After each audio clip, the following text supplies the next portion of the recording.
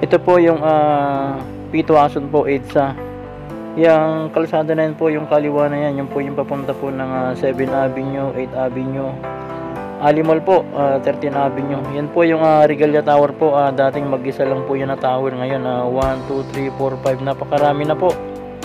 At kung makikita nyo po dito yung kalsada, tagpi-tagpi po dito yung mga asfalto po dito sa EDSA. Siguro ginawa ito para yung mga motorista po dito hindi masyadong maging mabilis po. Yan po guys, tagpi-tagpi po yung asfalto po dito, kaya yung sasakyan po tumatalon-talon minsan. Yan guys, kung nakikita nyo po yung mga motor tumatalon-talon po dahil tagpi-tagpi po yung mga asfalto po dito.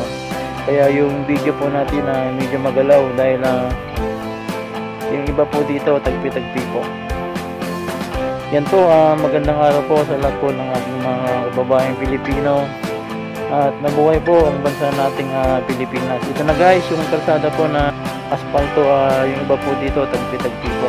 At ito naman po yung EDSA Motor Trade. Yan po, napakarami na pong mga bagong motor po ngayon ng Honda. Ito po, tagpi-tagpi po yung mga asfalto po dito.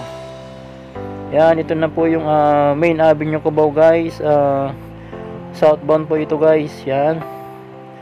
Yan na po yung bus carousel station po dito sa Main Avenue Cubao.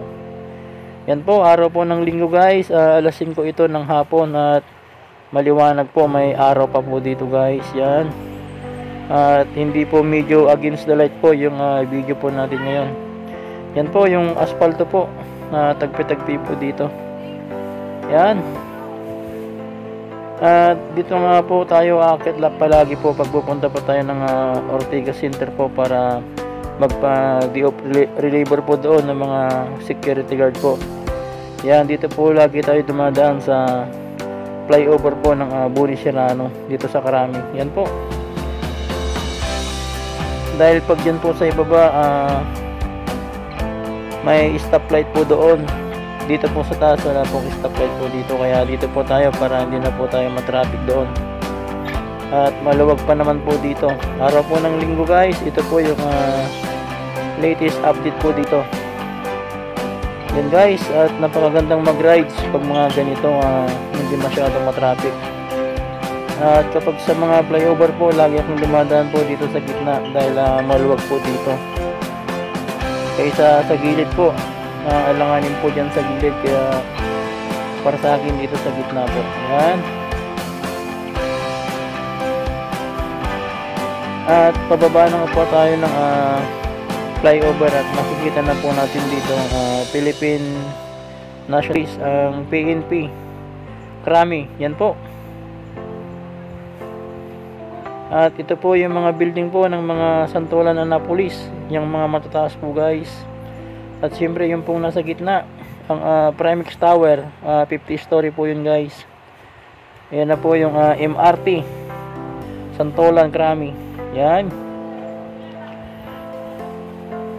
Para sa mga bago pa lang po manood, sana subscribe na rin po. At para ma-update po kayo lagi guys sa mga traffic po dito sa EDSA. Yan, dahil ito po yung lagi kong dinadaanan pag papasok po ako sa aking trabaho. At sila po yung mga kababayan natin naglalakad po pasakay ng MRT Santolan.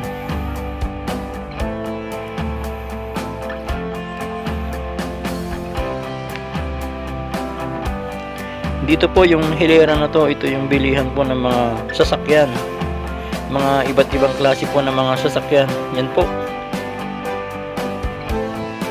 Tagpi-tagpi po yung mga kalsada po rito. At ito na nga guys, yung magandang asfalto po dito na bagong gawa. Yan, kaya hindi po masyadong magalaw po yung video po natin dito. Pero kaunti lang po ito guys na asfalto na maganda.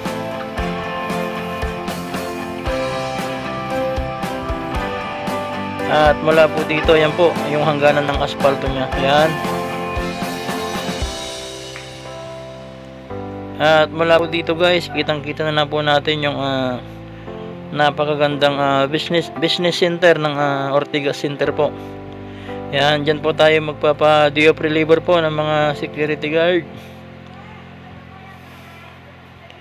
Araw po ng linggo, game 5 ng San Miguel versus Magnolia Templados. Yan po, sa part na to, gigilid na po tayo ng kaliwa. Yan po yung bus carousel. Wag po nating dadaanan po yung mga dinadaanan niya dahil mahal po ang multa niyan, guys. Pero dito sa part na to, kailangan nating daanan yung dinadaanan niya. Kasi wala nang choice, talagang dito po tayo dadaan kasi dito po yung connecting ng Ortigas Avenue. Yan, guys, kung makikita nyo po, dito tayo sa pinakagilid po na kaliwa dahil aakyat po tayo ng flyover po. Yan, pero yung dalawang kanan po, pupunta po yan ng Makati. Yan po yung AMA building, yung bandang kanan po.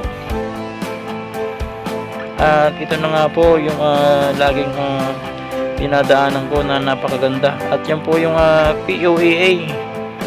Yan po yung mga OFW po natin. Yan po yung mga motorista po at mga building po dito. Grabe, sobrang wow, amazing talaga yung mga building po dito sa Ortigas Center. Grabe, ganda po.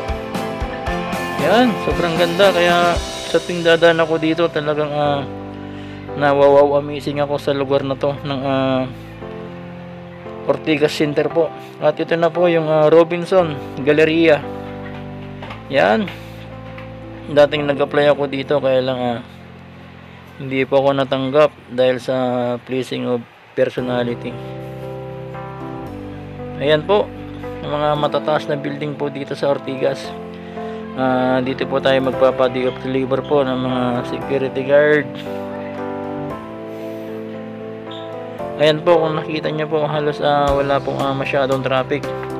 Dire-diretso lang po yung mga motorista po. Kasi pag araw po ng Lunes hanggang Biyernes po, grabe po yung mga sasakyan po dito, bumper to bumper po. Pero ngayong araw ng linggo, yan, walang masyadong traffic po. Yan, guys, yung papuntang pag diniret nyo po, papuntang Rosario Pasig po yan, guys, para maipamiliarize nyo po yung mga kalsada po dito. Yan, papunta po yan ng Rosario Pasig. At ito naman po yung Meralco Avenue ng San Antonio, Pasig City. Yan, guys, napakaganda po yung mga condominium po dito, yung mga building po dito, guys. Yan, yan po yung footbridge po. At ito naman po yung flyover na makita po natin talaga yung napakagandang mga building po dito, guys. Yan po, mga nagtataasan at mga naglalakihan po dito ng mga building dito sa San Antonio, Pasig. Yan po, mabuhay po ang bansa nating Pilipinas.